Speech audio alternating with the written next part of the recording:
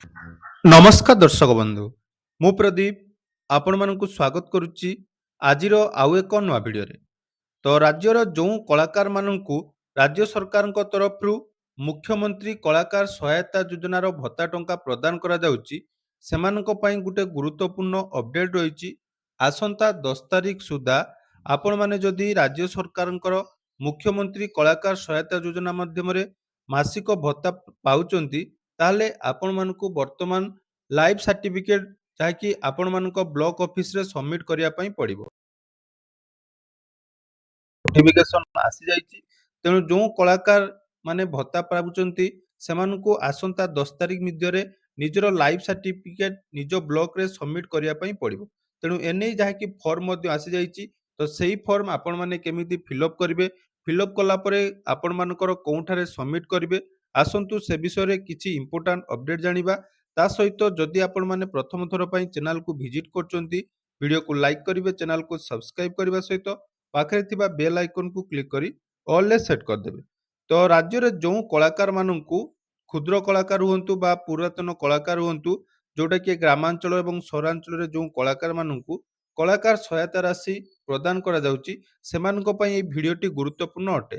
ତେଣୁ ରାଜ୍ୟ ସରକାର ସେହି କଳାକାରମାନଙ୍କୁ ଚିହ୍ନଟ କରିଛନ୍ତି ଏବଂ ଚିହ୍ନଟ କଲା ପରେ ଯେଉଁ ଟଙ୍କା ପ୍ରଦାନ କରୁଛନ୍ତି, ସେମାନଙ୍କୁ ବର୍ତ୍ତମାନ ଲାଇଭ୍ ସାର୍ଟିଫିକେଟ୍ ଦାଖଲ କରିବା ପାଇଁ ପଡ଼ିବ। ତ ସେଇ ଲାଇଭ୍ ସାର୍ଟିଫିକେଟ୍ ଅନୁସାରେ ସରକାର ସେଇ କଳାକାରମାନଙ୍କ ମଧ୍ୟରୁ କୋଉମାନେ ଜୀବିତ ଅଛନ୍ତି, କୋଉମାନଙ୍କର ମୃତ୍ୟୁ ହେଇସାରିଲାଣି ବା କୋଉମାନେ ମୃତ୍ୟୁବରଣ କରିସାରିଲେଣି, ସେମାନଙ୍କର ଯାହାକି ଭେରିଫିକେସନ କରିବା ପାଇଁ ଲାଇଭ୍ ସାର୍ଟିଫିକେଟ୍ ସବମିଟ୍ କରିବାର ବ୍ୟବସ୍ଥା କରିଛନ୍ତି, ଯାହାକି 10 ତାରିଖ ଭିତରେ ଆପଣମାନଙ୍କୁ କରିବା ପାଇଁ ପଡ଼ିବ।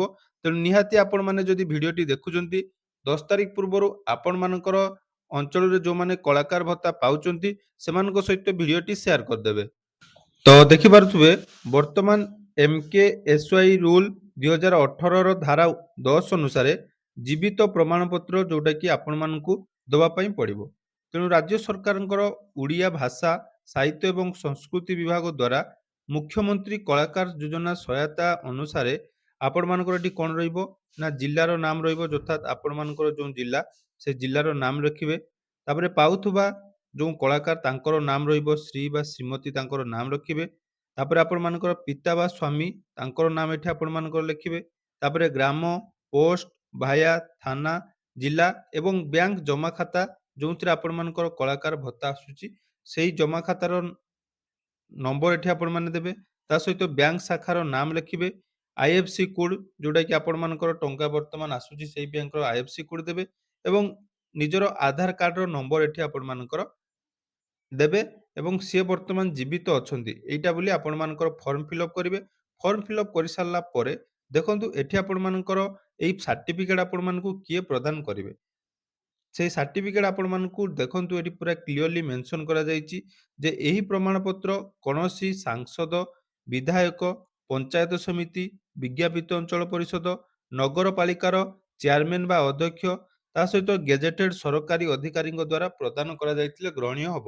ଅର୍ଥାତ୍ ମନେ ରଖନ୍ତୁ ଏହି ସାର୍ଟିଫିକେଟ୍ ଆପଣମାନେ ଫିଲ୍ଅପ୍ କଲା ପରେ ଆପଣମାନଙ୍କୁ ଜୀବିତ ପ୍ରମାଣପତ୍ର ପ୍ରଦାନକାରୀଙ୍କର ନାମ ଅର୍ଥାତ୍ ଯିଏ ଆପଣମାନଙ୍କୁ ଏହି ସାର୍ଟିଫିକେଟ୍‌ଟି ପ୍ରଦାନ କରିବେ ତାଙ୍କର ସିଗ୍ନେଚର ରହିବ ଏବଂ ତାଙ୍କର ମୋହର ରହିବ। ତା ଭିତରେ କୋଉମାନେ ଯାଉଛନ୍ତି ଦେଖନ୍ତୁ, ଆପଣମାନଙ୍କ ଅଞ୍ଚଳର ଯଦି ସାଂସଦ କିଏ ଅଛନ୍ତି, ବିଧାୟକ ଅଛନ୍ତି ବା ପଞ୍ଚାୟତ ସମିତି ବା ବ୍ଲକର ଯେଉଁ ଚେୟାରମ୍ୟାନ୍ ଆପଣମାନଙ୍କର ଯଦି NSC ଅଛି ସେଠି ଆପଣମାନଙ୍କର ନଗରପାଳ ବା ଅଧ୍ୟକ୍ଷ ତାଙ୍କ ପାଖରୁ ଏଇଟା ଆପଣମାନଙ୍କୁ ସିଗ୍ନେଚର କରାଯିବା ପାଇଁ ପଡ଼ିବ। ନହେଲେ ଗେଜେଟେଡ୍ ସରକାରୀ ଅଧିକାରୀ ଯେମିତିକି ଆପଣମାନଙ୍କର ତହସିଲଦାର ହୁଅନ୍ତୁ, RI ହୁଅନ୍ତୁ, ଏଇଭଳି ସରକାରୀ କର୍ମଚାରୀଙ୍କ ପାଖରୁ ଆପଣମାନଙ୍କୁ ଯାଇକି ଏହି ଫର୍ମରେ ସିଗ୍ନେଚର କରି ନିର୍ଦ୍ଦିଷ୍ଟ ସମୟ ସୀମା ମଧ୍ୟରେ ଅର୍ଥାତ୍ 10 ତାରିଖ ଭିତରେ ଆପଣମାନଙ୍କ ବ୍ଲକରେ ସବମିଟ୍ କରିବା ପାଇଁ ପଡ଼ିବ। ଏହାଦ୍ୱାରା କି ଆପଣମାନଙ୍କର ଆଗକୁ କଳାକାର ଭତ୍ତା କଣ୍ଟିନ୍ୟୁ ହେବ। ଯେଉଁମାନେ ଏହି ଫର୍ମ ସବମିଟ୍ କରିବେ ନାହିଁ ସେମାନଙ୍କୁ ଯାଇକି ପରବର୍ତ୍ତୀ ସମୟରେ ହୁଏତ କଳାକାର ଭତ୍ତା ନ ମିଳିପାରେ। ତେଣୁ ଯଦି ଆପଣମାନେ ଭିଡ଼ିଓଟି ବର୍ତ୍ତମାନ ଦେଖୁଛନ୍ତି, ଭିଡ଼ିଓକୁ ବହୁତ ମାତ୍ରାରେ ସେୟାର କରନ୍ତୁ ବା ଆପଣମାନଙ୍କ ଅଞ୍ଚଳରେ ଯେଉଁମାନେ ବି କଳାକାର ଭତ୍ତା ପାଉଛନ୍ତି ସେମାନଙ୍କୁ ଏହି ଖବରଟି ପହଞ୍ଚାଇ ଦିଅନ୍ତୁ। ଧନ୍ୟବାଦ।